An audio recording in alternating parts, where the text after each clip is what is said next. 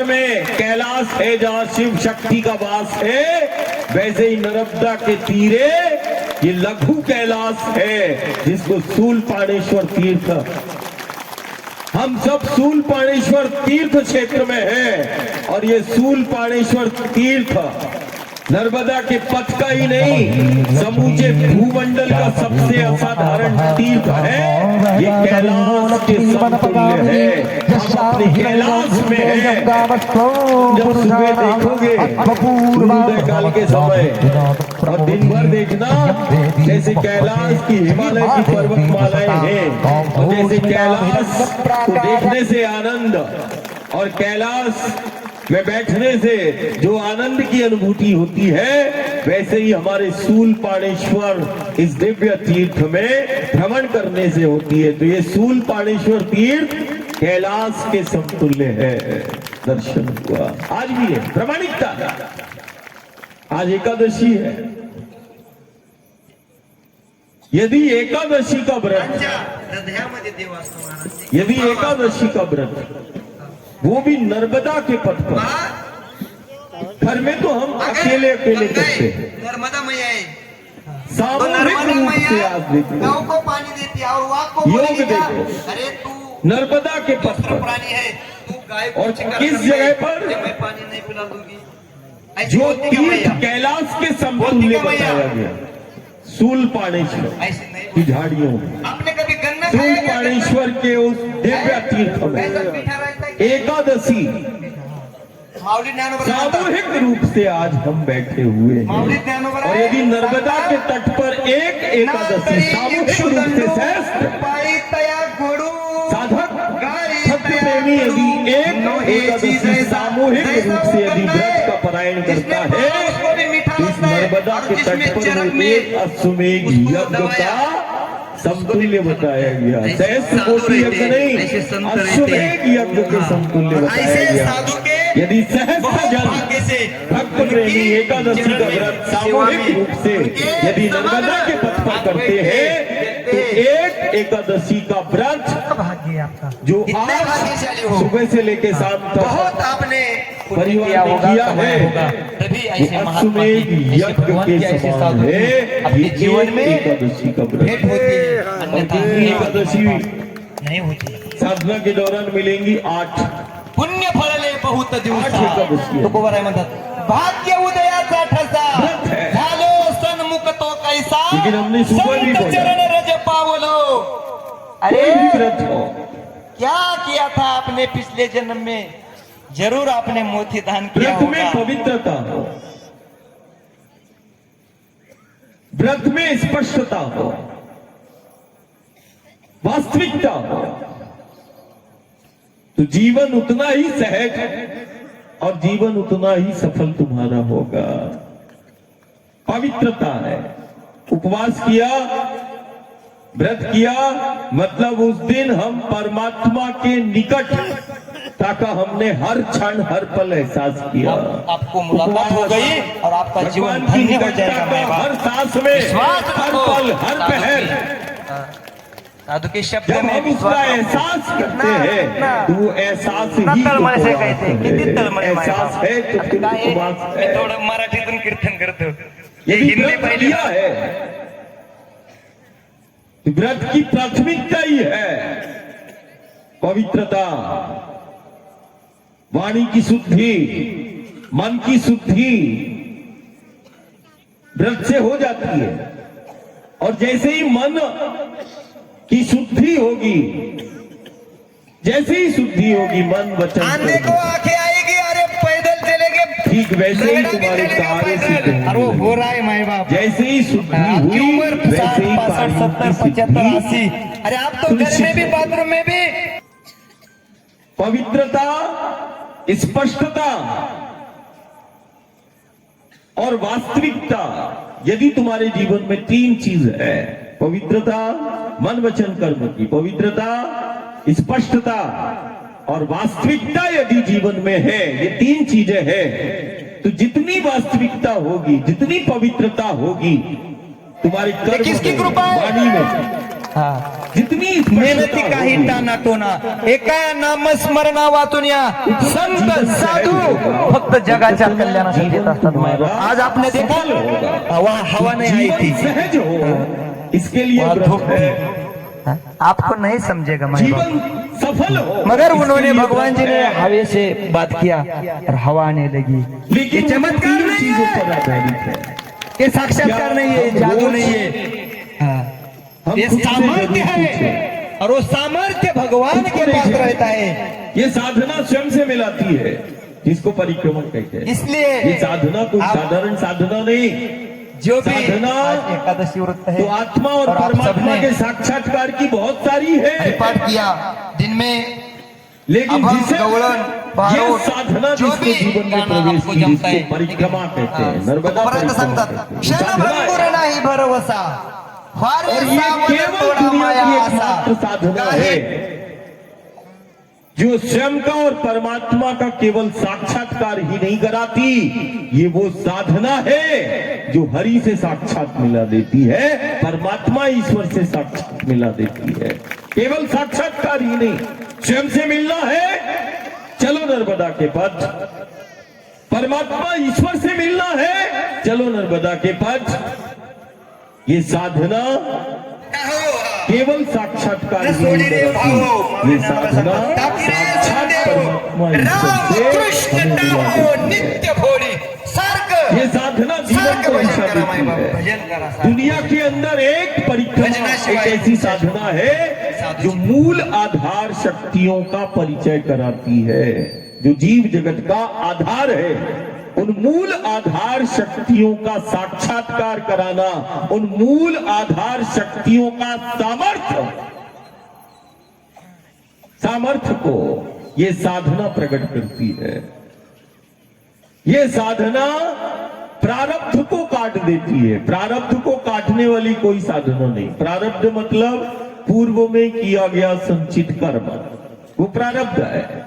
और प्रारब्ध दुनिया के अंदर केवल एक नर्मदा का पथ है जहां चलने से प्रारब्ध कट जाते हैं और जहां चलने से पुरुषार्थ प्रकट हो जाता है, और जहां चलते चलते एक साधारण सा भक्त प्रेमी भी असाधारण शक्तियों का स्वामी बन जाता है, और जहां चलते चलते वो परमार्थ से जुड़ जाता है। तीन चीजें हैं, प्रारब्ध कट जाएगा, पुरुषार्थ प्रकट हो जाएगा और परमार्थ से वो जीव जुड़ जाएगा। चलते चलते चलते चलते ये केवल एक ऐसी साधना है जो मूल आधार शक्तियों से जुड़कर हम जीवन सिखाती है। आधार शक्तियां देखिए, आज एक तरफ आलंदी में भी उत्सव है, दूसरी तरफ भारतवर्ष में एक ऐसा देव पुरुष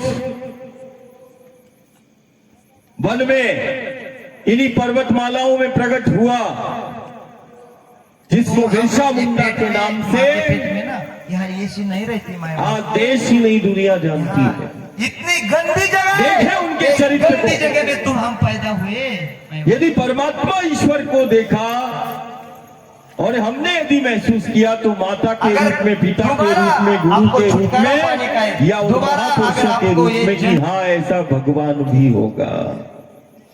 देखो उनके चरित्र को, मूल आधार शक्तियों का परिचय कैसे कैसे वो कराते हैं। देखो प्रभु राम के चरित्र को, महलों में रहकर नहीं, जिस प्रकार प्रभु राम ने वन में रहकर जीना सिखाया और वन में रहकर खुद को वनवासी का जीवन यदि किसी ने जिया है, जनजाति का जीवन जिया, आदिवासी का जीवन जिया है, पिता के वचन का पालन करते हुए 14 वर्षों तक वनवासी का जीवन जीने वाला वही तो है मेरा राम।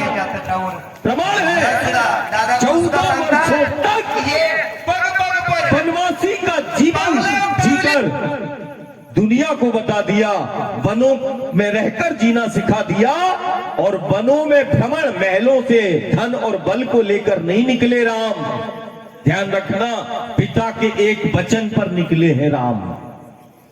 महलों में धन था, बल था, सेना थी, चाहती तो राम की सेवा के लिए वो सेना भी अयोध्या की जा सकती थी, लेकिन नहीं, धन को, बल को, संसाधन को लेकर नहीं निकले राम। पिता के एक वचन पर ऐश्वर्य को छोड़ा, वो है मेरा राम। महलों का सुख छोड़ा, वो है मेरा राम। और पिता के एक वचन का पालन करके 14 वर्ष तक वनवासी का जीवन जिया और वन में भ्रमण करते करते दुनिया को बता दिया एक साधारण सा मानव भी असाधारण बन सकता है। वन में भ्रमण करते करते असाधारण शक्तियों का स्वामी, मेरा बच्चा, मेरा परिवार सब असाधारण शक्तियों का स्वामी बना है मेरा राम। राम राम साधारण सा जीवन जीते जीते असाधारण शक्तियों को प्राप्त किया है, वही तो है राम। मर्यादा पुरुषोत्तम, पुरुषों में उत्तम चरित्र को जिया है, वो है मेरा राम। राम का चरित्र नहीं, इस देवभूमि का, गांव गांव का चरित्र है, इस राष्ट्र का चरित्र है, इस भारत का चरित्र है, घर घर का चरित्र है। बोले क्या है? बोले राम का चरित्र है। जिया है, कोई चमत्कार नहीं है, जिया है वन में रहकर, वन में रहकर जिया है। और जैसे वन में रहकर जिए हैं राम, और जीना सिखाया राम ने कि देखो ऐसे वनों में भ्रमण करते करते असाधारण शक्तियों का स्वामी बना है राम, और बड़े बड़े मायावी और तामसियों का, आसुरी प्रवृत्तियों का नाश किया है, वही तो है राम। पहाड़ों को पूजना सिखा दिया, कामदगिरी से प्रार्थना करते हैं। हजारों साल पहले पहाड़ों से प्रार्थना करते हैं, पहाड़ों को पूजना सिखा दिया, वही तो है राम। कामदगिरी से प्रार्थना करते हैं, वही तो है राम। पहाड़ों को पूजना सिखा दिया। बात केवल जनजाति की और वनवासी आदिवासी की नहीं है, जिसने इस देवधरा भारत में जन्म लिया है वो आज भी देखे गोवर्धन को, कामदगिरी को, गिरनार को। देवधरा भारत में जन्मा एक एक बच्चा कामदगिरी गोवर्धन पहाड़ों को पूजता है, झाड़ों को पूजता है। देखो लाखों करोड़ों लोग आज भी गोवर्धन की परिक्रमा करते हैं, गोवर्धन को पूजते हैं, कामदगिरी को पूजते, गिरनार को पूजते हैं। केवल जनजाति नहीं, आदिवासी नहीं, वनवासी नहीं, इस देवधरा भारत का एक एक गांव पहाड़ों को पूछता है, और पहाड़ों को, झाड़ों को परमात्मा और ईश्वर का स्वरूप मानता है। ये है हमारा धर्म, ये है हमारी संस्कृति, और एक ही है। जन्म देने वाली को केवल माँ दुनिया ने कहा, लेकिन हम ही दुनिया में है तो स्वर्गवास पालन पोषण करती है। तो उदास माटी को भी, धरती को माँ स्वर्ग यदि देखने दुनिया का में किसी ने कहा देखने का। है तो वो भी हम है। हम धरती को, माटी को पूजते हैं। देखो प्रभु राम का चरित्र त्रेता में, और देखो इस कलिकाल में जिसको भगवान बिरसा मुंडा के रूप में उस देव पुरुष ने जन्म लिया, और साधारण सा जीवन जीकर इन्हीं वनों में, प्रकृति की गोद में, पहाड़ों की गोद में बैठकर असाधारण विघ्न बाधा और संकटों को दूर करता है। बिरसा मुंडा संकट मोचन कहलाता है। कई संकटों का समाधान कर दिया और घर परिवार को माटी से जोड़ दिया। देखिए और नरक में जो गलत आदमी के सामने, गलत आदमी के साथ, गलत आदमी के सोच में दुख है, अज्ञान है, और फिर इसी धरती के लिए प्रभु राम ने, कृष्ण ने, गुरु ने, गोविंद ने अवतार लिया है। अवतार लगातार होता चला जा रहा है। कलिकाल में बारंबार त्रेता द्वापर एक बार, लेकिन इस कलयुग में बारंबार बारंबार, लेकिन इसी धरा के लिए, इसी माटी के लिए हम ही दुनिया में हैं। नदी दुनिया के लिए नदी है, बहता हुआ पानी है, हमारे लिए नदी नहीं है। हमने नदी के रूप में साक्षात शक्ति को प्राप्त किया है। देख नर्मदा है, देख गंगा है, देख गोदावरी कावेरी है। इस देवधरा भारत की ये शक्तियां हैं, गंगा है, नर्मदा है, जो हमारे कुल और वंश का आज भी सुरक्षा कर रही है और हमारे कुल और वंश को आज भी चला रही है। शक्तियां है, नदी के रूप में शक्ति को पाया, नदी के रूप में हमने साक्षात भगवती को पाया है। ये हमारा धर्म है, ये है संस्कृति, ये है सनातन। नदी को मां कहते हैं, नदी को भगवती के रूप में पाया है, नदी के रूप में शक्ति को पाया है। शक्ति है, नर्मदा है, गंगा है, और ये कोई प्रवचन नहीं, सामर्थ्य देख। जिनको नदियां कहा, सामर्थ्य देख।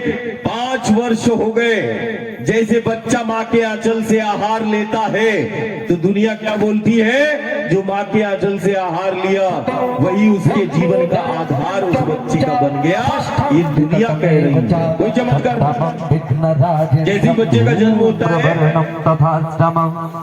हर परिवार को मिठाइयाँ और भोजन प्रसाद कराया जाता है, उसको 6 महीने तक कोई अन्न नहीं दिया जाता है। 6 महीने के बाद अन्नप्राशन होता है। 6 महीने, अब विज्ञान कहता है 30-40 दिन यदि भोजन नहीं मिला तो मर जाएगा। लेकिन बच्चा तो माँ के आंचल से 6 महीने तक लिया, कमजोर भी नहीं हुआ, जैसे जैसे बड़ा और ताकतवर बनता गया माँ के आंचल से। आज दुनिया बोल रही कि जो शिशु, जो बालक माँ के आंचल से आहार लेता है वही उसके जीवन का आधार बन जाता है। ऐसा ज्ञानी और विज्ञानी भी बोल रहे। हमारे तो गांव में पहले से ही पता था कि जो माँ के आंचल से प्राप्त होता है आहार, वही है हमारा आधार। ये है सत्य। जो माँ के आंचल से मिला, जननी के आंचल से मिला, बच्चे का आधार हो गया। धरती माँ के आंचल से जो मिल रहा है और जो गंगा नर्मदा और नदियों के आंचल से मिल रहा है, वही हमारा आधार है, वही आधार है। और ये आधार का सामर्थ्य है, ये कोई विद्या नहीं है। देखो इतना ऊंचा ऊंचा पर्वत, अभी कल से और खप्पर माल की सबसे ऊंची पहाड़ी आएगी। अरे माँ वायु पर ज्ञानी विज्ञानी देखते रह जाते, कुछ समझ में नहीं आता है कि वायु को आहार बना के इन पहाड़ों पर दौड़ना कैसे होता है। खाना पीना वाला 56 प्रकार का भोग भी उसको करा दे और बोले कि चढ़ खप्पर माल की पहाड़ियां, चल शूलपाणेश्वर की पहाड़ियां, तो 4 टाइम भी उसको भोजन कराएंगे तो उसकी सांसें फूलेंगी और बोलेगा नहीं। और 2-4